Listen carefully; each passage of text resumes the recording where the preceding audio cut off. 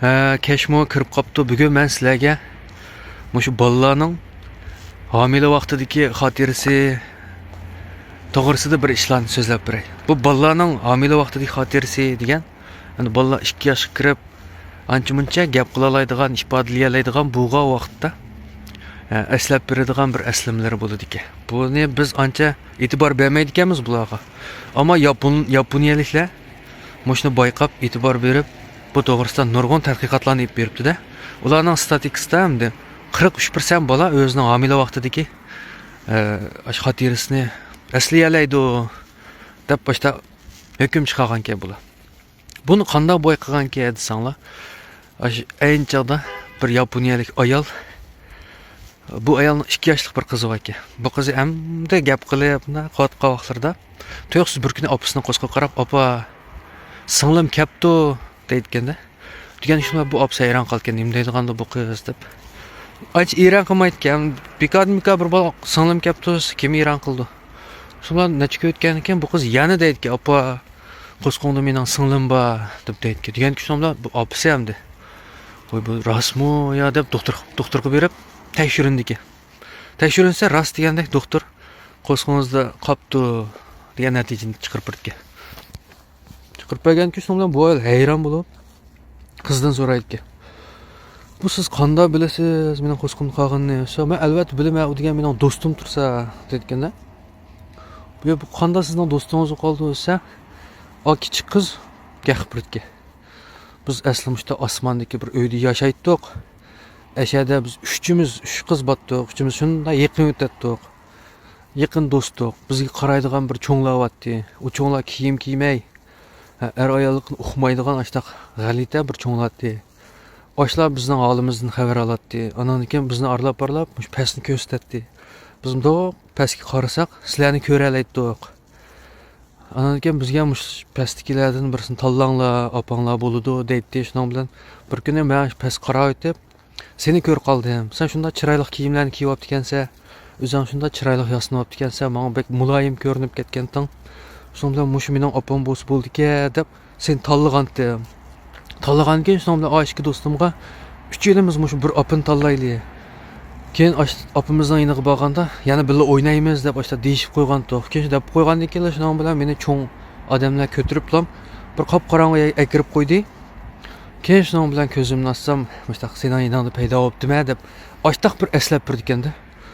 Buni bu ayol anglab hayron qoldiki, bu nima bo'lib ketdi bu deb.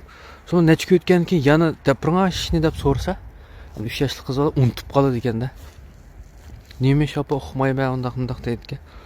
So'ng bilan bu ayolning qo'sqi yo'g'nashga boshlaydi. Yo'g'nash boshlab 6 oylik bo'lganda doktorga berib tekshirinsa, ular jinsini deb birdi ekanda, so'rsa. Sonra doktor "Rost qo'sqingizda bir qiz bor-ku" deydi. Shunda bu qiz 9 oylik bo'lgan tug'ildi-ku. Tug'ilib 2 qiz bo'lamdi. 2 qiz bo'lgandan keyin yana 1 yil o'tgandan keyin yana cho'ng qiz deydi-ku. "Opa, yana singlim keldi" deb. Deganiga shunda bu ayol endi xili ko'ni qolganda bek hayron qolmaydi-ku. Qolmashining bilan darhol doktorxonaga berib tekshirasi rost. Yana bo'yda qolgan 6 oy o'tgandan keyin yana tekshirasi yana qiz. Shundan bilan 3-chi qizni tuqqandan keyin bu 3 qiz ashta o 1 yil keldi ekanda. Shundan buni bu ayol ash qizning deganlarini ayinchada unalg'u evaganka. Shuni televiziya stasiyaning muxbirlariga berib, mushtash bo'lgan-ki, sizlar ma'lum qilib baqsanglar bu zot qanday asosi bor ishmi emasmi deb. Qolgan keyin buni Yaponiyada televizorda qo'ydi-ki. Qo'ygan keyin shundan bunga diqqat qilib, son mush to'g'risida tadqiqotlar jiqiydi-ki. Bundan sırt yana bir Yaponiyalik bir bola 5 yoshga kirgan vaqtida u bola. To'xsiz opasi qiziqib so'rayotganda, "Sen qanday kelgan bizning yinimizga?" deb so'rasa, shundan bilan u bola, "Biz mushta bir cho'ng bir uyning ichida bir mo'j bolalar botdik. Bizga qaraydigan bir cho'nglar botdi. Shular ishda bizni pastga qarab, ota-onalarni tanlanglar" deydi. "Sen qarsam bir hozirang ko'ylak kiyib olibdikansa, bek chiroyli ekansa, sonra mush mening opam bo'lsin deb tanlasam, meni ash cho'ng odam ko'tirib bir qora uyning ichiga kirib qo'ydi. U uyning ichida tug'ilgan kunning naqsi, aniki Yaponiyaning bir tomoq bor ekan, shu tomoqning purqi va purab ketdi. Shunda xo'sh ketdim. Andan ko'zim yumib ozroq yotgandan keyin sening yiningda paydo bo'libdimi deb tug'iladi ekanda, azroq yotgan tug'ilgan ekan. Ashta deb birdi ekan. Shundan bo'yalimda o'ylasa, ayinchaqda shu bolasi qo'squt qolgan vaqtda, qilishdan necha kun burun yamiz qolgan vaqtda bu ayol bir do'stining tug'ilgan kunida qatnashib ekan. Shu tug'ilgan kunda bular tug'ilgan kun naqshlarini aytib, Yaponning shu bol degan tomoqining purib tomoqini yeb ekanda, shunga shu bola ashni purab qolgan ekan. Mush jihatlarda o'xshash chiqdi ekan bolaning degani bilan. Sonra bu ayol vahşi hayran qilib buni olimlarga, tadqiqotchilarga deb birga ular yana tadqiq qildi.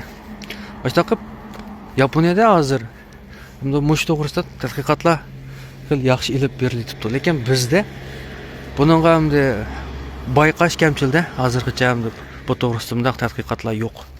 Lekin mush do'yinga izlab boqsanglar bo'ladi ekan mush to'g'risida. İzlesanglar chiqadi ekan, nurg'un kichik bolalarning degan gaplarini ko'rdim. Mushu qop-qorong'i bir uyda yotatdim. Ondan bir sim batdi, sim tutib yotatdim deb.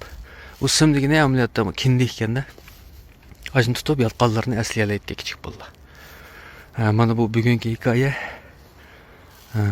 Yoqtirgan bo'lsanglar, alt raqamini besib, yuraklarni besib, tarqitib qo'yinglar, agishib olinglar, agashmaganlar bo'lsa. Davomli shunday sirliq, ajoyib, g'aroyib hikoyalarni so'zlab beraman. Bo'ldi hamsa, ammo omon bo'linglar. Xayr xo'sh.